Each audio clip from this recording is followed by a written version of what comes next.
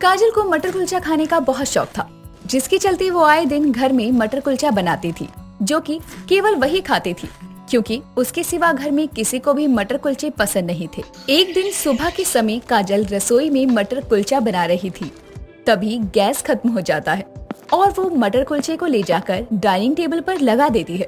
तभी उसकी सास उर्मिला और पति हार्दिक वहाँ आते हैं और मटर कुलचे को देखकर कहते हैं, ये क्या है बहू, तूने आज नाश्ते में मटर कुलचा बनाया है? घर में राशन खत्म हो गया था क्या? आज तू हमें ये मटर कुलचा खिला रही है?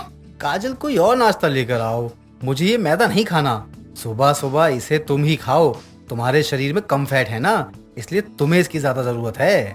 हार्दिक जी, अब आप मेरे मोटे होने का मजाक उड़ा रहे हैं। अब खुद तो सूखी हड्डी बनकर घूम रहे हैं, तो सोच रहे हैं मैं भी सूख जाऊं।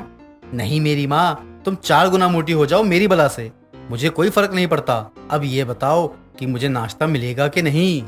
मुझे कोई और नाश्ता बनाने में कोई प्रॉब्लम नहीं है, लेकिन गैस खत्म हो गई है। अब नाश्ते में तो यही है। काजल की बात सुनकर हार्दिक को बहुत गुस्सा आता है और वो आगे बिना कुछ बोले रसोई में जाता है और फ्रिज से जूस निकाल कर ले आता है और डाइनिंग टेबल पर बैठकर पीने लगता है। तभी काजल कहती है, अगर आपको जूस ही चाहिए तो मुझे बता देते, मैं ले आती आपके लिए। आपको लाने की क्या जरूरत थी? तुमसे कहता तो फिर तुम मुझसे इतने सवाल पूछती कि मेरी जूस पीने की इच्छा ही खत्म हो जाती। इसलिए अब तुम आराम से बैठकर अपना मैदा खाओ, मेरा मतलब है मटर कुलचा खाओ, और मैं चला अपने ऑफिस। हार्दिक इतना कहकर अपने ऑफिस के लिए निकल जाता है। समय बीतता है, लेकिन काजल मटर कुलचा खाना नहीं छोड़ती। एक दिन मटर कुलचा बनाने के लिए वो फ्रिज में मटर ढूंढ रही होती है। मटर ना मिलने पर वो अपनी सास के पास जाती है, जो कि अपने कमरे में आराम कर रही थी, और वो उससे कहती है, माँ जी, मुझे मटर कुलचे बनाना है, लेकिन फ्रिज में मटर ही नहीं है। बल्कि मैंने रात में ही मटर छील कर रखी थी फ्रिज में, पता नहीं कहाँ चली गई। सोचा था सुबह जल्दी बना लूंगी, मटर छीलने में टाइम लगता है, लेकिन यहाँ तो मटर ही गायब हो गई। बंद कर अपना स्पीकर बहू, मेरे सर में बहुत दर्द हो रहा है। आज जब तू सो रही थी तब मैंने उस मटर कुलचे की सब्जी बनाकर तेरे पति को लंच बनाकर दे दिया, इसीलिए गायब है मटर। माँ जी, ये तो गलत बात है, आपको ऐसे नहीं करना चाहिए था। अब मैं मटर कुलचे कैसे बनाऊं? मुझे खाने का मन कर रहा है। तुझे अपने सड़े हुए मटर कुलचे खाने के सिवा कुछ और खाने का मन ही नहीं करता है क्या? इसी बहाने कम से कम अब तू कुछ और तो खाएगी। बिल्कुल नहीं माँ जी, आप जाइए और मार्केट से मेरे लिए मटर लेकर आइए। आपने मेरे मटर यूज किए हैं, अब आप ही मुझे मटर ला कर देंगी।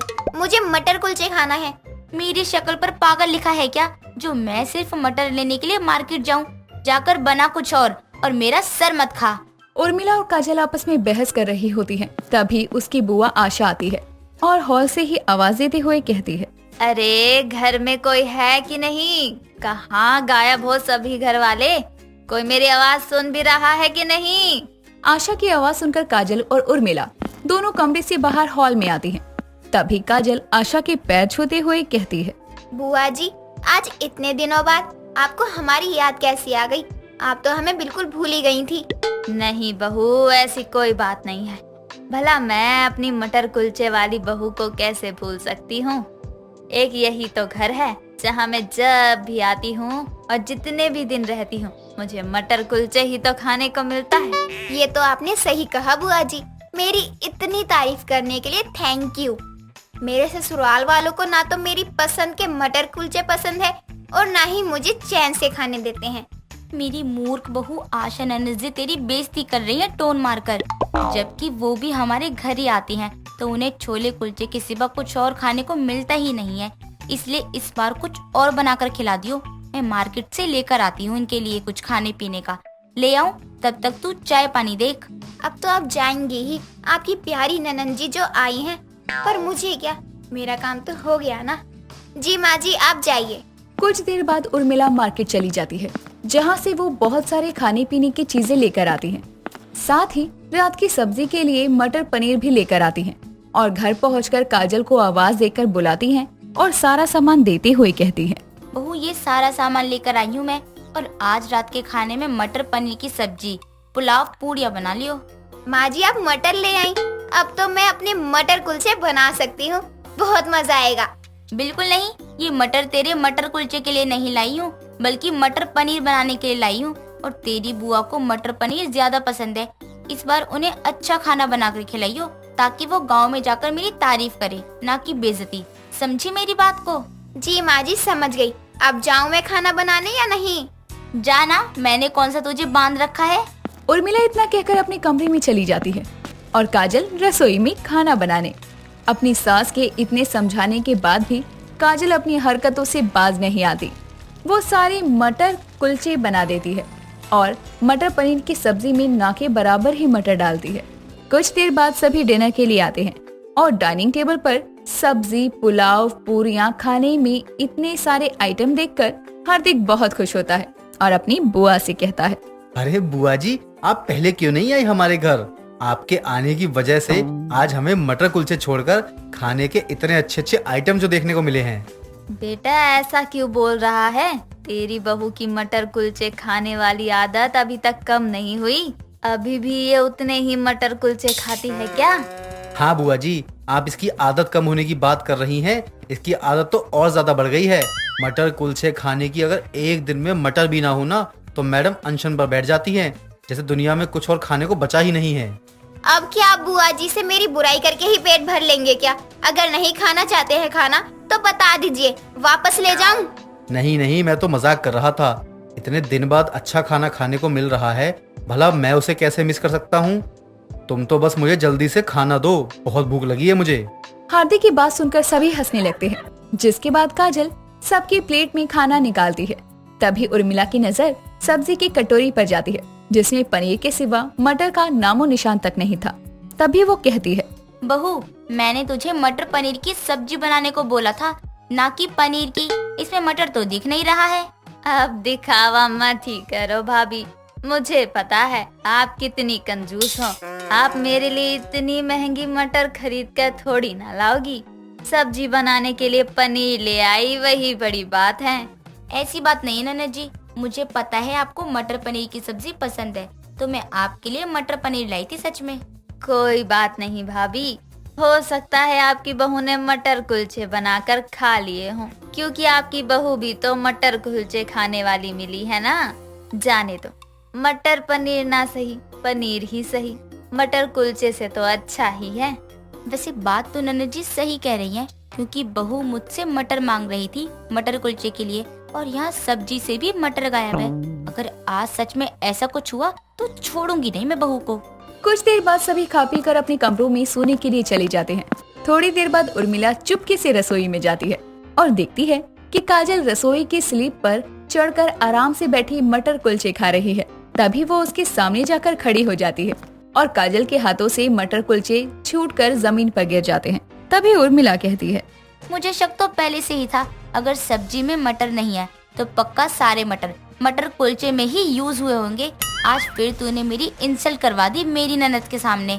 अब ठूस आराम से बैठकर अपने मटर कुलचे। अपनी इस आदत के चलते अपने ही घर में चोर बनकर रह गई है तू। पता नहीं कभी तुझ पर मेरी बातों का असर होगा भी या नहीं।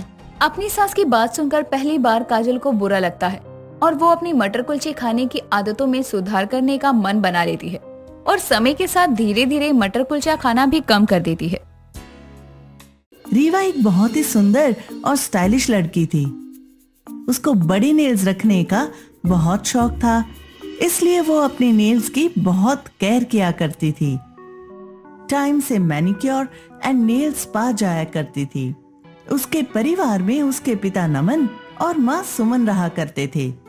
रीवा एक पीयूष नाम के लड़के के साथ रिलेशनशिप में थी। ऐसे ही एक दिन पीयूष उसको मिलने के लिए एक पार्क में बुलाता है। रीवा अच्छे से तैयार होकर उस पार्क में पहुंचती है और जैसे ही वो पीयूष को देखती है, वो भागकर उसे हग कर लेती है, जिस वजह से उसके नेल्स पीयूष के गलों पर लग जाते हैं।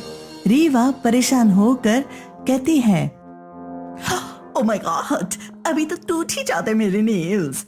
वाह, नेल टूट जाता, ये दिख गया मैडम को। मुझे तुम्हारे नेल से लग गई, वो नहीं दिखा। अब एक एक खड़के ही देखूंगी ना बाबू।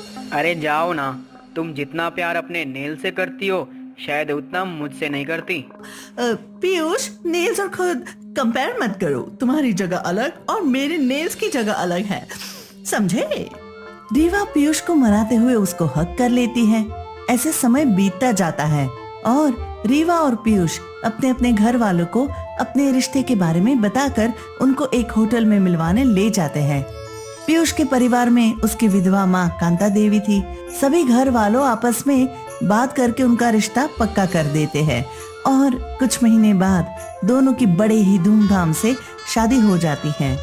शादी के कुछ दिनों बाद रीवा की सास उससे कहती है, बहू, शादी के कुछ दिन बीत चुके हैं और अब तू खुद संभाले रसोई को।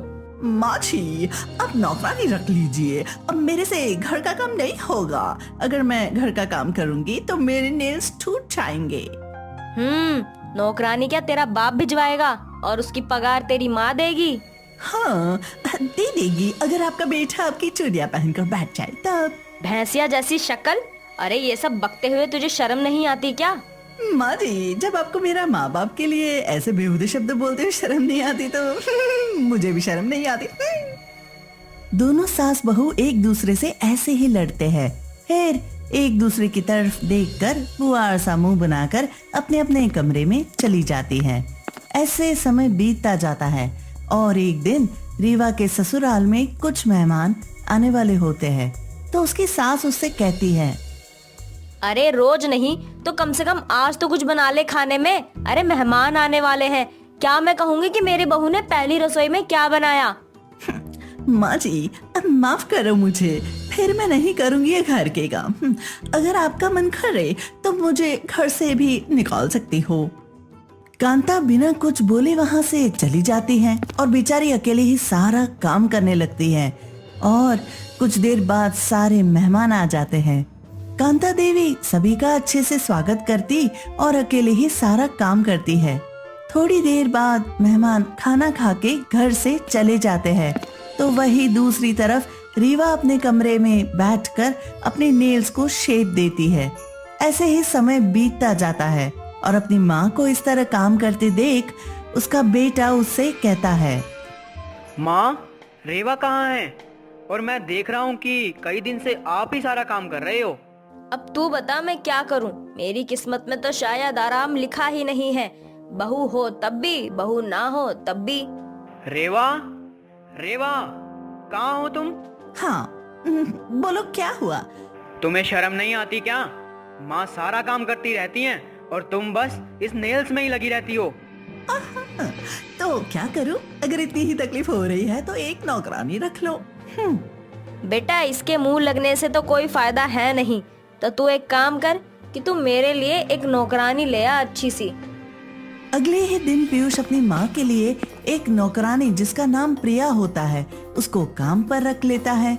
ऐसे ही समय बीतता जाता है और प्रिया घर का सारा काम अच्छे से करने लगती है। साथ ही साथ कांता देवी का बहुत अच्छे से ध्यान रखती है। ऐसे ही एक दिन कांता देवी प्रिया से कहती है, बेटा प्रिया, तू कितनी समझदार और संस्कारी है। बड़ों से बात करने का तरीका और घर का कामकाज ये सब करने में तू कितनी कुशल है। माँ जी, ये सब मेरी माँ के दिए हुए संस्कार है। रीवा चुप कर दोनों की बात सुनकर गुस्से से आग बबूला हो जाती है और फिर धमकती हुई अपने कमरे में चली जाती है। ऐसे ही कुछ दिन यूं ही बीत जाते हैं और एक रात पीयूष ऑफिस से बहुत देरी से आता है। जब घर आता है तब उसको खाना पीना प्रिया देती है और दोनों कुछ देर साथ बैठकर बात किया करते हैं।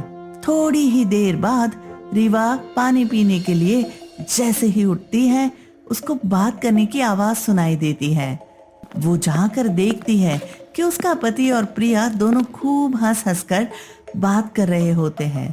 वो गुस्से से जाती है और पीयूष से कहती है, हो तो मेरे पीठ पीछे ये रासलीला हो रही है आपकी? हाँ, अरे जैसी सोच है तुम्हारी वैसा ही बोलोगी ना।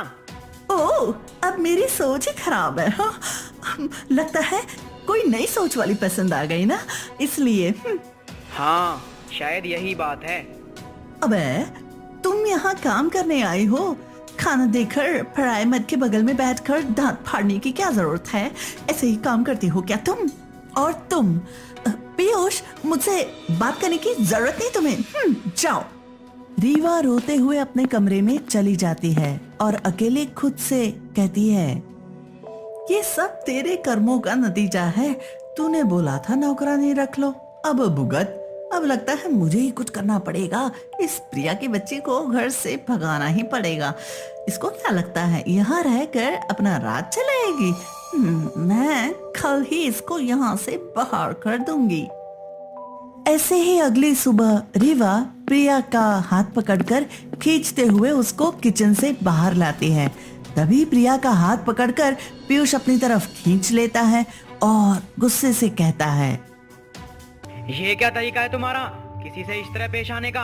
मैं दूसरी नौकरानी ले आऊंगी, मगर ये नहीं रहेगी अब यहाँ। हमेशा तेरी ही मर्जी चलेगी क्या? जब मर्जी नौकरानी रख लो और जब मर्जी तब इन्हें हटा दो। अरे इसी पैसे से इन लोगों का घर चलता है। मुझे कुछ नहीं पता, लेकिन या तो ये रहेगी या मैं। तुम यहीं रहोगी। मैं, प्रिया और माँ हमेशा के लिए यहाँ से जा रहे हैं। तुम यहाँ अपने नेल्स और अपना ध्यान रखना अच्छे से, ठीक है? सभी लोग वहाँ से जा ही रहे होते हैं कि रीवा जोर जोर से रोने लगती है और सबको रोकते हुए कहती है, माँ जी मुझे माफ कर दीजिए। अब मैं ससुराल में एक पति और बहू के प्रति होने वाले सारी जिम्मेदारियों को भूल गई थी, लेकिन मुझे अब अपनी गलती का एहसास हो गया है। पीयूष और माँ जी, सुनो ना पीयूष, आप दोनों मुझे माफ कर दीजिए माँ जी, प्लीज। रीवा अपने कमरे में जाती है और वहां से नेल कटर ले आती है और अपने सारे बड़े नेल्स काट देती है। वो कहती है, जिस चीज से मेरे घर वाले की खुशी ना रहे उस चीज का क्या फायदा। चलो कोई बात नहीं, देर से ही सही, लेकिन तुझे अपनी गलती का एहसास हो गया, यही बहुत बड़ी बात है। सभी लोग रीवा को माफ कर देते हैं और ऐसे ही समय बीतता जाता है और रीवा अपने ससुराल की पूरी जिम्मेदारियों को अच्छे से संभाल लेती है।